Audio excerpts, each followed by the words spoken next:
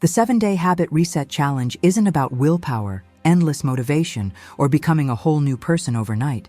It's about something much more powerful: teaching your brain to cooperate. If you feel like your days run on autopilot, like there's always the intention to change but never the right time, this challenge starts exactly where most people go wrong: with today. In just 7 days, small conscious decisions begin to break the invisible cycle that keeps old patterns in place. Science shows that the brain doesn't change with big promises. It changes with simple actions repeated in the right environment. And when that happens, the feeling is clear: more control, more mental clarity, more energy, and less self-sabotage. This challenge doesn't require perfection, it requires presence. Each day is designed to create a small but strategic win that sends a direct message to your brain: I'm a woman who follows through on what she decides. And that identity changes everything. The goal isn't to do more, it's to do better. It's not about adding effort, it's about removing friction. By the end of the 7 days, something shifts inside. Confidence grows, procrastination loses power, and habits stop feeling like a constant struggle. Transformation doesn't happen in the distant future. It starts now, with one simple, guided, and achievable step. Before we move on, make sure you've hit the like button, but only do it if you're someone who loves personal development content. And write in the comments, I have a success mindset. Number 1, stop trying to change everything at once. Focus on a single habit. The biggest mistake when trying to restart habits is believing that transformation comes from large, simultaneous changes. The brain doesn't work that way. When many goals appear at the same time, the nervous system interprets them as a threat, activates resistance, and pushes towards procrastination. Therefore, the first day of the challenge begins with a simple yet strategic decision: choosing only one habit to focus on. Neuroscience shows that all lasting change depends on clarity and repetition. A single well-chosen habit creates a domino effect. When there is a small daily victory, the brain releases dopamine, reinforcing the identity of someone consistent. This identity is more powerful than any motivational plan. It's not about willpower, it's about creating internal evidence of competence. On this first day, the mission is to define a small, specific habit that can be repeated even on a difficult day. Something so simple that it doesn't generate mental debate. It could be drinking a glass of water upon waking, walking for 5 minutes, writing 3 lines, or organizing a single space. The size doesn't matter. What matters is the repetition. By choosing a viable habit, the brain understands that change is safe. Self-confidence begins to be rebuilt, not through promises, but through actions taken. This is the true restart. Stop negotiating with yourself and start acting consistently. Tomorrow, your brain will already be different. Number 2, prepare your environment for success. On the second day of the challenge, the key is to create an environment that encourages habit change. The brain loves patterns and routines, but dislikes effort. When the environment is aligned with the goals, change becomes easier and more natural. It's not just about deciding what to do, but about ensuring that the environment helps you make the right decision automatically. This can be something simple, like leaving your running shoes in plain sight next to your bed, or preparing the ingredients for a healthy snack the night before. The idea is to reduce resistance. If the goal is to drink more water, always have a water bottle handy. If it's writing, put your notebook or computer in a visible place where you don't have to search for it. The secret here is ease. The less mental effort required to begin, the greater your chances of success. According to behavioral psychology, small changes in the environment have a huge impact. Adjust your space so that it is constantly reminding your brain of what you are trying to achieve. When the brain sees a stimulus related to the goal, it begins to make the connections automatically, without the need for conscious effort. By the end of this second day, you will have already taken an important step. Not only have you decided to change, but you have also created an environment that makes this change easier and more accessible. The habit begins to form not only because of your will, but because you have made it a practical and intelligent part of your daily routine. Number 3, Set a fixed time and turn action into ritual. On the third day of the challenge, the focus shifts from what to do to when to do it. The brain learns through repetition associated with time. When an action always happens at the same time, it stops depending on motivation and begins to be executed automatically. This is how solid habits are created. A common mistake is trying to fit the habit in whenever possible. This creates internal negotiation every day and depletes mental energy. A fixed schedule eliminates doubt. It doesn't matter if it's morning, afternoon, or evening. What matters is predictability. The brain likes to know what comes next because it reduces uncertainty and anxiety. Today, the mission is to choose a specific time and protect it. 5 minutes at the same time every day is more effective than 30 random minutes. When the action is repeated in the same context, the brain creates a neural shortcut. Over time, the body begins to act even before thinking. Turning a habit into a ritual also increases emotional commitment. A small gesture before starting, such as tidying up the space or taking a deep breath, signals the beginning. A simple gesture at the end reinforces completion. This teaches the brain that the action has a beginning, middle, and end, generating a sense of control. By the end of the third day, something important happens. Change no longer depends on willpower. It takes on a fixed place in the routine. This is how habits cease to be promises and become part of one's identity. Number 4, associate the habit with something that already happens every day. On the fourth day of the challenge, the strategy is to stop creating isolated habits and start anchoring the new behavior to something that already exists in the routine. The brain learns much faster when a new action comes right after an old one. This drastically reduces mental effort and increases consistency. Science calls this habit stacking. In practice, it means choosing something that already happens automatically every day and using that moment as a trigger. After brushing your teeth, perform the habit. After breakfast, perform the habit. After sitting down to work, perform the habit. The brain understands the sequence and begins to anticipate the next action. When a habit is associated with something fixed, it stops competing for attention. The question, when am I going to do it, no longer exists. The answer is already defined. This reduces decision fatigue, which is one of the main causes of procrastination. Fewer decisions mean more energy to act. Today, the mission is clear. Choose a daily behavior that never fails and connect the new habit immediately after it. No breaks, no negotiations. The closer the action is to the trigger, the faster the brain learns the sequence. By the end of the fourth day, the habit begins to fit naturally into the routine. It ceases to be something extra and becomes part of the daily flow. This is how the change is sustained without requiring constant effort. Number 5, create an immediate reward for the brain. On the 5th day of the challenge, the focus is on teaching the brain to enjoy the new habit. The brain doesn't learn what's important in the long term. It learns what generates a feeling of reward now. If there's no reward, there's no habit consolidation. It's that simple. Many women abandon habits because they turn the process into punishment. They do what needs to be done and go about their day without acknowledging the effort. For the brain, this isn't worth repeating. Reward doesn't have to be something big or material. It can be a feeling, internal recognition, or simple pleasure.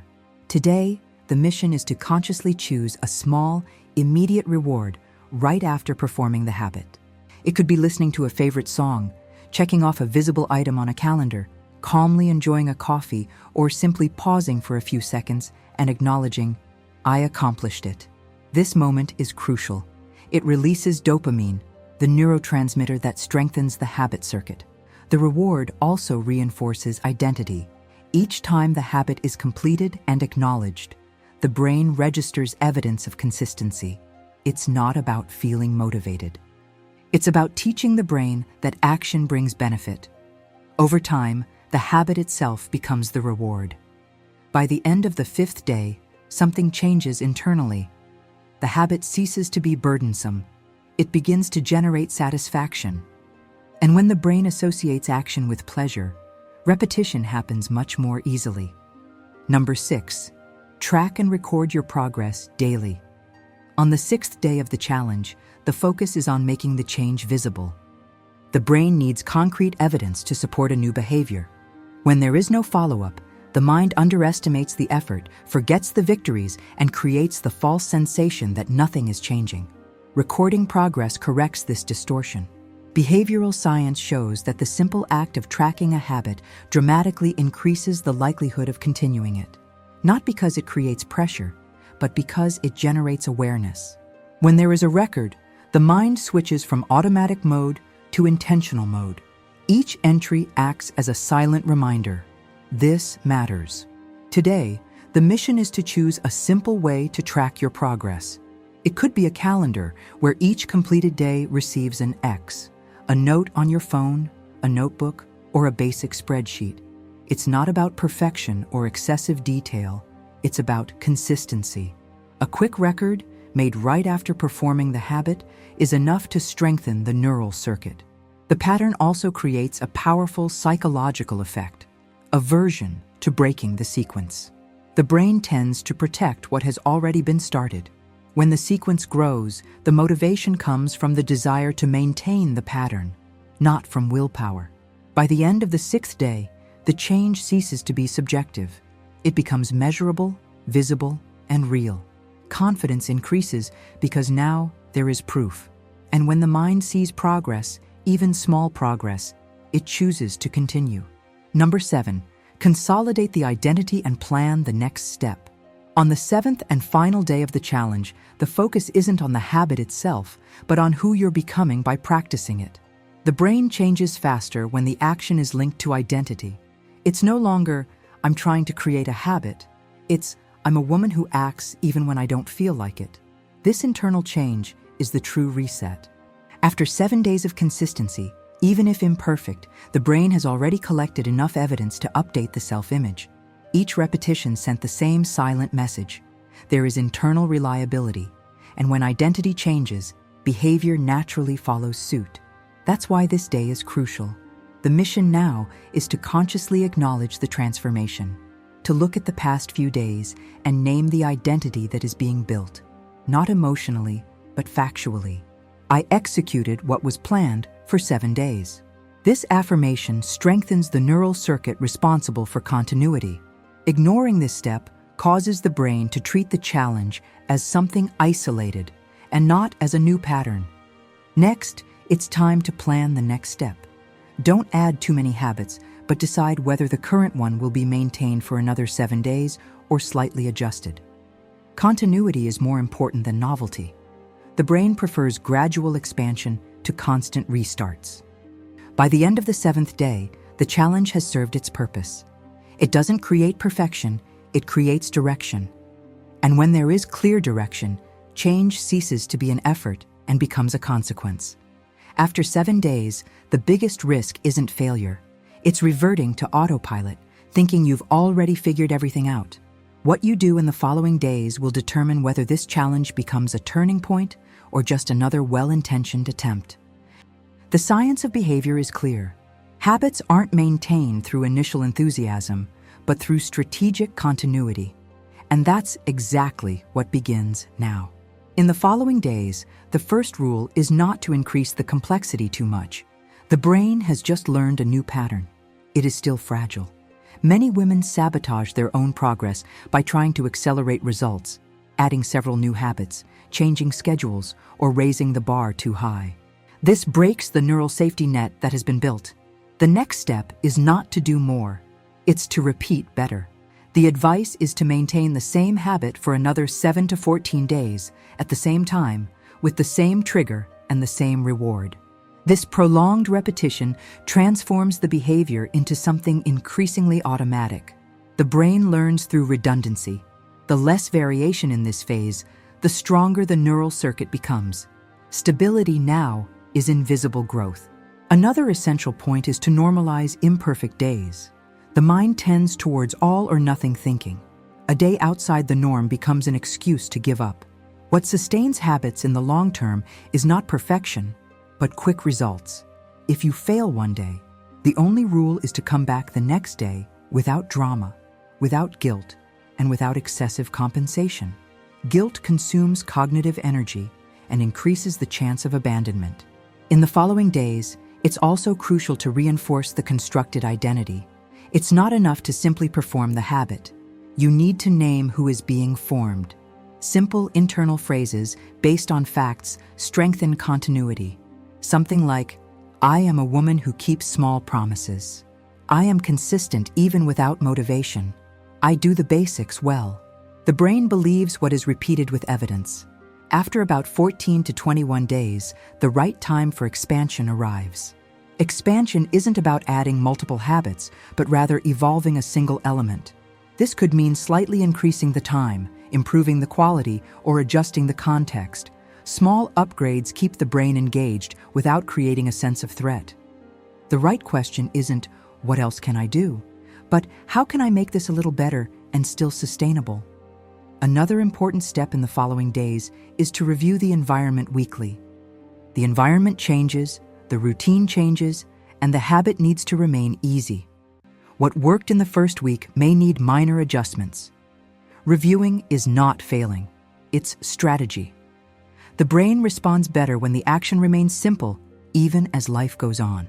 Finally, the following days call for something almost no one does: a conscious pause to acknowledge progress. Not emotional, not exaggerated, factual recognition. Looking back and identifying how many days it was possible to act differently. This consolidates inner confidence. Confidence doesn't come from motivational speeches. It comes from accumulated evidence. The 7-day challenge doesn't end on the 7th day.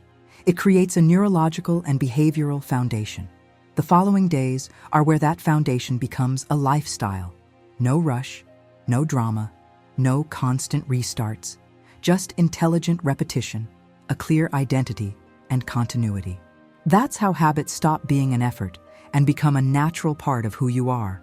If you've made it to the end, write this: I am consistent even when it's difficult. Getting this far already proves something important. There is a commitment to one's own evolution. Throughout this content, it has become clear that real change doesn't stem from fleeting motivation, but from simple decisions repeated with intention. Habits aren't meant to control life. They're meant to free up mental energy, reduce anxiety, and build inner confidence. Nothing presented here requires perfection. It requires presence, repetition, and self-respect. When small actions are maintained, the mind changes, behavior follows, and results appear as a natural consequence. The true restart is not external, it's internal. It's the daily choice not to abandon yourself. Now send this video to 2 people on your WhatsApp, people who need to restart habits and strengthen their mindset. And don't forget to subscribe to the channel. I've left a video here on the screen that you need to watch today. Click there, and I'll see you on the other side.